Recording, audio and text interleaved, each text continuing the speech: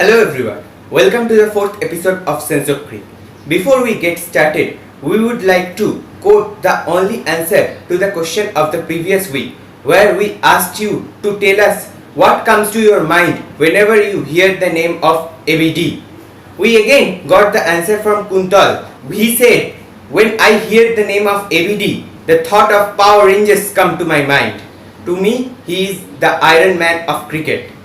And he also wishes to see Mr. 360 back in the cricketing actions soon. Now, let's get started with our today's episode. Today, we are going to talk about the deadliest phase in the gentleman's game, ball tampering. As we all know, nothing is perfect and the gentleman's game cricket is not completely out of that. If we search the history, then we will find these evil things in the gentleman's game through the heads of England captain Michael Lantern while he hosted South Africa in 1994.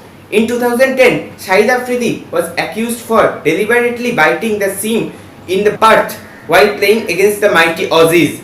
And who will forget the Mint Gate scandal? In 2016, Faf du Plessis was caught tampering the ball, shining it with the mint in his mouth. But what the world witnessed in 2018 was clearly one of the biggest issues of all. Three Australian players, Captain Steve Smith, Vice Captain David Warner, and junior player Warner Bancroft, were the culprits, and they laid down the prestige of the mighty Aussies. Before we discuss the issue, we must clear to you what are the rules of ICC against ball tampering. They said, Number 1. Deliberately throwing the ball in ground to make it rough is not allowed. Number 2. None can apply any artificial substance on the ball. Number 3. No player will be allowed to interfere with the seam of the ball. Number 4. Scratching the surface of the ball with nails or any other implement is strictly prohibited. Now, let's talk about this year's mishap. Smith, Warner and Bancroft. This Australian trio has been banned from international cricket and domestic cricket for ball tampering against South Africa in Cape Town on April 11, 2018. The ball tampering was planned during the lunch break. Smith and Warner plotted junior Bancroft to do the work. Bancroft used a yellow sandpaper and scuffed the ball illegally. At first, it was thought that Bancroft was using a tape as a makeshift sandpaper. He attempted to hide all the evidences against him when he realized that the umpires were suspicious about his acts. He stuffed the sandpaper down under his pants, and when he was inquired by the umpires, he sewed a piece of cloth in his pocket. The cameras all around the stadium captured the whole incident, which helped the umpires charge Bancroft for ball tampering, and consequently, the names were exposed, and the incident made a place in the Hall of Shame of Cricket Australia.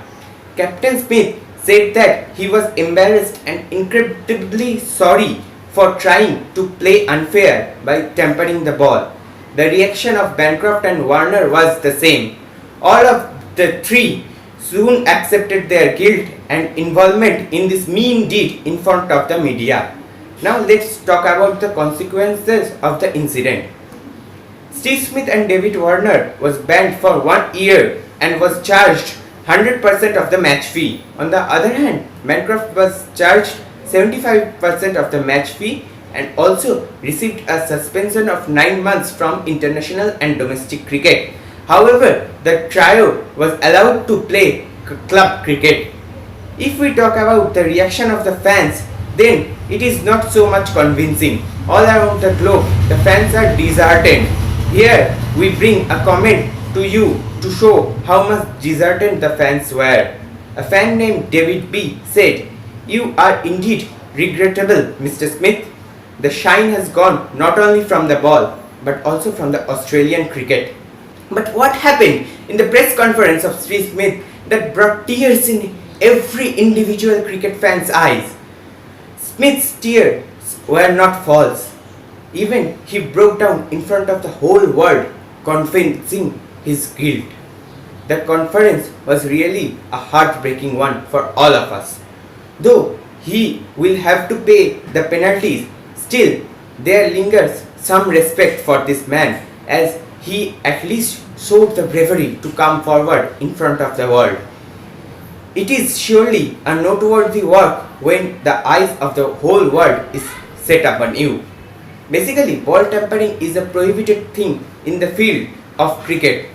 By the curse of this, not only cricketing universe looks down upon you as a cheater in the game, but also the people all around the globe looks down upon you. In fact, we all believe that losing games is better than cheating in gentleman's game. The main impact of ball tampering is harsh when it comes to the limelight of media. Relatives start thinking worse, the person himself feels to be uncomfortable, and just imagine the awful condition of the parents who waited to see their children at the park but finds them to be the most accused one. Hence, it becomes a crime not only in real physical life but also mentally and emotionally. So we have to play fair. Be fair, no matter we win or lose. And in games, someone if doesn't lose, then how the other can win? The world is yours. Let's not make it hell already. That's it for today's episode of SensoCric. Hope you enjoyed this video and thanks for watching. Oh wait! Before we leave, we have the question for you. What do you think after seeing Steve Smith crying and confessing everything in front of the media? Please leave your answer in the comments and we will announce the name in the next video. That's me, Aishman, signing off.